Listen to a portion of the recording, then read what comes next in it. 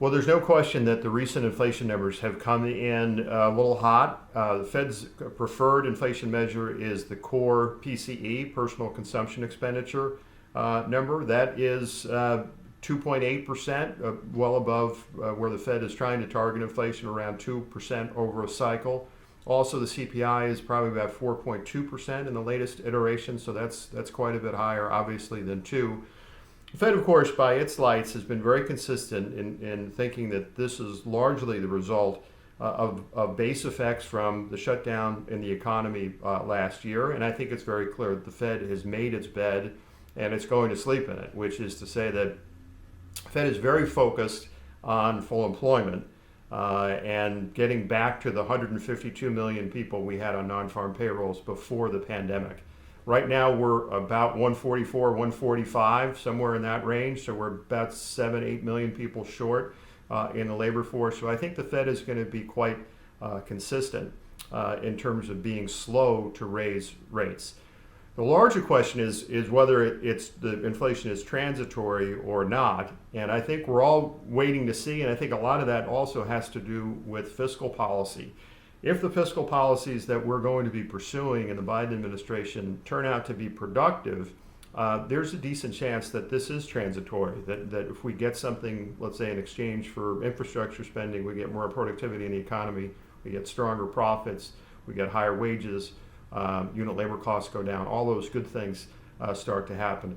If, on the other hand, the spending is wasteful and it doesn't really lead to productivity, and the Fed continues to be quite easy, that's when you can have troubles. And that's why we're taking a strong look at the dollar in particular to tell us when perhaps the Fed is maybe getting a little out of sync. The dollar is down quite a bit from where it was last March, so that bears watching. But I think we're waiting to see, just like everyone else.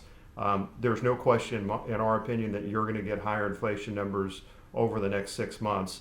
A lot of that, whether it becomes transitory or not, really depends on further policy moves from Washington. So we're all held hostage in a way from Washington, seems to be the answer on a lot of these questions.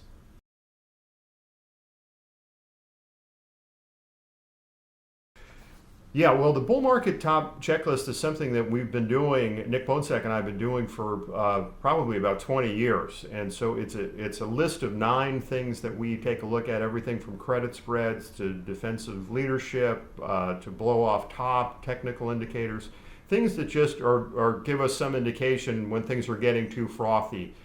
Of the 9 indicators, we can only really check off 2 right now, so that's good. So there are some signs of speculation and frothiness out there, but by and large, I think the bull market top checklist tells us that we still have time.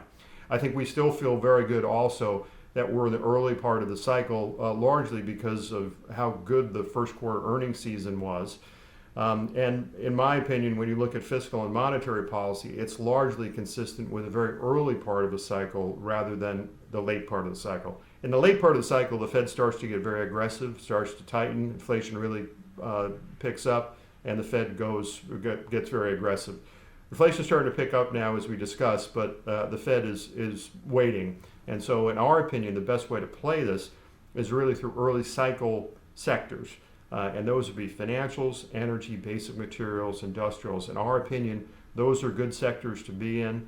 Tech is tougher. Tech is obviously the most cyclical sector, but there's a valuation issue there. And we would stick more towards the high quality tech names as opposed to some of the high flyers where most of the value tends to be in the terminal value of the company, which is to say way out in the future, as opposed to companies that are generating cash flows more in the short term. So we're still very early cycle people. Hopefully, the only thing that could change that would be perhaps if we make a policy error, if we raise taxes too much, or some other exogenous event happens. But barring those events, we still are very much positioned to be in the early part of the cycle.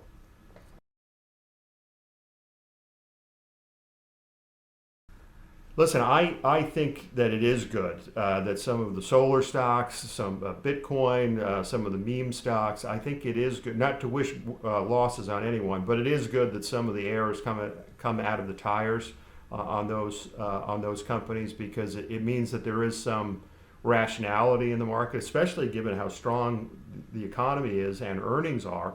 There are a lot of choices for your money. You really don't have to go gambling. You can get very high quality companies that have strong growth rates at reasonable prices. And so to me, it bodes very well for sustainability of the bull market. There is an awful lot of liquidity out there. Money growth has been growing at over 20% for about 11 months in a row. It's growing at about 18% now. So it's understandable that some of that liquidity finds its way into riskier assets. And so this isn't over. You're going to see meme stocks and things along those lines as we go along. The point is, though, that there's enough support in the I would say the stronger parts of the economy, the more real parts of the economy, to sustain the markets. And it doesn't appear as if any of these places where there is a fair amount of froth are large enough to be systemically problematic. And so we'll be watching that. But the banking system is in excellent shape in the United States. I think consumer balance sheets are in good shape as well as corporate balance sheets. So we do have some speculation, but I think it's survivable if we continue to see some air come out of the tires there.